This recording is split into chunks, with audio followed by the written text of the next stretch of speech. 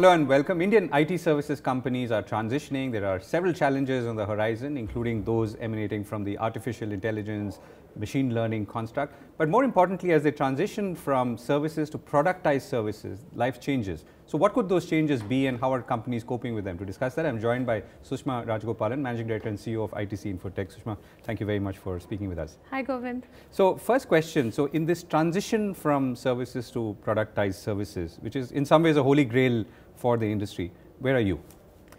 See, I think ITC Infotech has been quite lucky in some ways because we didn't have the traditional trappings of application maintenance, which sort of, and the annuity associated with that. So we have traditionally been a company that has always been in terms of adopting new technologies and bringing them mainstream, albeit from a services standpoint. And we've had a solution orientation. So example, it started with us working with PTC, a PLM company, and we were not just a mere implementer of their solution, but we were a company that said, how can we take the solution and adapt it to industry verticals and start building add-ons and bolt-ons. So that fundamental DNA of being able to think solutions is, I think, a very pivotal factor that we have in our favor of being able to productize our services over a period of time. But by no stretch of imagination am I saying that just because you are good at solutions, you will be able to build products tomorrow. But I see it as a continuum and as a journey. You start with services, you look at solutions, from solutions you look at productized solutions, and then eventually you go into a full product. Right. So I think it's going to be a journey along this continuum. So one illustration of where something that exemplifies what your journey is about, or one vertical that where you're working on, which could tell us? See, we are working on those verticals where we inherently have domain capabilities, barring a couple where, barring high-tech and banking and financial services, we are a company which is very focuses on supply chain driven industries, be it manufacturing, be it consumer product goods, be it retail. So these three are very high on our anvil, and then services companies like airline and hospitality. So our whole mantra here is to be able to take those lessons and adapt it within associated industries. So from our parent company, we have a rich heritage of being able to get supply chain driven solutions. So we are actually a company that's pretty high on supply chain driven solutions and infusing it now with data. Everything that we are doing has an infusion of data in it. So and what about tell us about the AI, ML, robotics construct in this then? See, I won't go into robotics. We look at robotic process automation separately, but definitely looking at it from an AI, ML concept is to be able to come up with rich algorithms, which are self-learning algorithms, but it really stems from understanding domain. So give us an instance of supply chain, what is that thing that you did, and whether it could be because of the algorithms you've used or the data that you've extracted and you've mined it in a way that obviously gave you more insights, and what did it do, and so I'll give you and for whom maybe? I will not name the clients, but one of the problems that were thrown to us was with a oil and gas company that has deep sea pipes, all right? And they wanted us to come up with a way to fundamentally predict the next breakage in their oil pipeline. Now this was a tough problem in a way because if they don't really have pictures, so because this is a combination of being able to take image analytics, okay, and infuse it with other algorithms to be able to detect what and when could the next breakage happen. So this is at a proof of concept stage, and the customer is very happy with what we have been able to do. So you're able to collect data and then fast forward it No, so here much this is not data, this is based on image. So you will need to be able to do this purely on image analytics. So company doesn't have data. Did that skill exist in the company?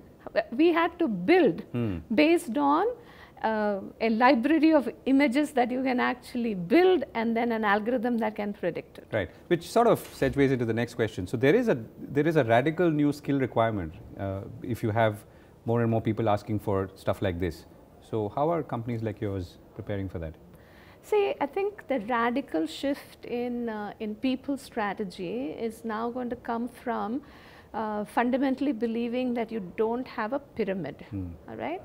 I think that is pivotal. So if you, and companies like us did not build a pyramid, largely because we didn't have a huge AMS sort of a business footprint. So the kind of people that you need today at the young, fresh level are people who have to have domain appreciation and have to have the ability to learn new technology very fast. So I call it the learnability factor. So if you look at our industry, typically every company would have spent money in retraining, reskilling people. I don't think we'll have the luxury to do that. We need people who can learn on their own. So that self-learning and learnability component will be extremely high. As you go higher and higher, interestingly in our industry, the tech quotient used to sort of fall precipitously in the middle layer. I don't think we can afford to do that. That tech layer has to continue to grow along with the growth in the hierarchy. This will also lead to flattening of the organization, where you know, which means that even at the mid-level, people are getting reskilled and absolutely more yes. skilled. Yeah. Yes, and that reskilling will come from technology, fungibility of technology, being able to move from one technology to another technology as fast with minimal learning time. And the second is also a deep understanding of domain. Right. So the question that I've been asking many of your peers is, who are also running IT companies, is that how are you reskilling yourself? How am I reskilling myself? Yeah, in this era. That's a extremely good question, because you know, and this is a tussle that I go through. How technical should a CEO be for a technology company, or can they just rely on general managerial principles? Now, I believe that CEOs have to have a very high learnability quotient. You need to be prepared to learn from anybody. If you can't keep abreast of the technology, you don't have to be the technology expert, but you have to realize 2 or 3 things as to what kind of technology will really make a difference in the future, and where will you place the bet. So is it going to be augmented reality? Is it going to be blockchain? How do you decide what will be a breaking path and what will come first? Now, these are bets that you take in a very calculated manner, so you have to spend time getting taught by people within your own organization. So I have deliberately seeded many technologists within the organization in my C-suite. I learn from them, but ultimately the CEO is the person that has to make a call as to what, and you still have to decide based on the fundamental principles of strategy and augmented reality is management. something that you're currently focused on. See, I think augmented reality is definitely an H3. People argue that it could be either a Horizon 2 or a Horizon 3. We are looking at very closely with one of our technology partners, you know, PTC. PTC has one of the best platforms in this, which is Vuforia. And we are looking to see how quickly we can adopt augmented reality in things which are real and not just cutesy, okay? Augmented reality is not just about being able to display, you know, you would have seen that famous ad in a hotel where people are able to visualize in an augmented reality fashion the food that is going to be served to them. But I think AR is a lot more than that. How can you use AR to really heighten customer experience? So we just recently launched an antiseptic, Savlon, right? How can you use augmented reality to help children visualize germs? Now these things are, it could be path breaking in terms of, you know, the adaptation of augmented reality. So we are looking at it very keenly, because it definitely could be one of the technologies that will certainly not in and of itself, but in conjunction with other technologies, will have a huge bearing on customer and employee experience. Right. Last question. So if you look ahead for the next year or two, and it's tough to look beyond that, what are the 2 or 3 things that you're watching out for, the trends and the mega trends that you're watching out for? Could be internal, external, global, national.